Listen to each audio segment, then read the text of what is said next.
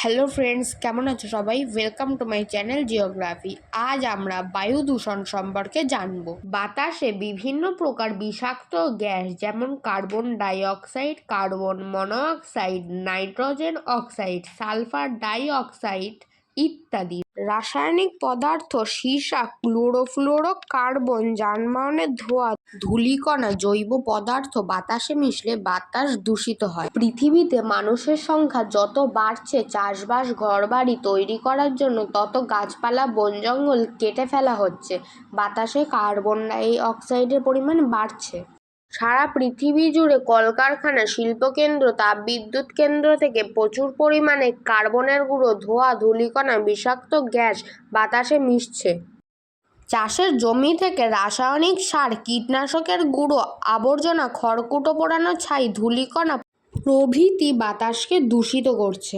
শুধু যে বড় শহর, শিল্প কারখানা, যানবাহন থেকে বায়ু দূষিত হয় না তাই নয়, তোমার ঘরের ভিতরেও বায়ু দূষিত হয়। রান্নার জন্য কাঠ, ঘুঁটে, কয়লা, গ্যাস থেকে প্রচুর ধোঁয়া, কার্বন কণা, বেশ কিছু ক্ষতিকারক গ্যাস ঘরের বাতাসে মেশে।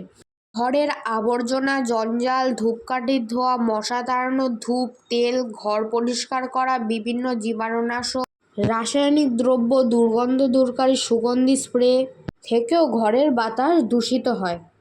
ঘরের দরজা জানলায় যে রং করা হয় তার থেকেও দূষণ ছড়ায়। রঙের গন্ধে শ্বাসকষ্ট হয়ে মাথা ঝিমঝিম করে।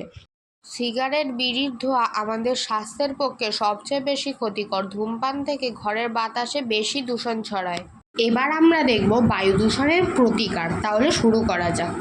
1. হাঁচি কাশির সময় মুখে রুমাল চাপা দেব। 2. ঘরের মধ্যে রান্না করার সময় ঘর খোলামেলা রাখবো। 3. ঘরের মধ্যে আবর্জনা ফেলার পাত্রটা ঢাকা দিয়ে রাখবো। 4. দরকার না থাকলে ঘরের আলো বা পাখা জ্বালিয়ে রাখবো না। 5.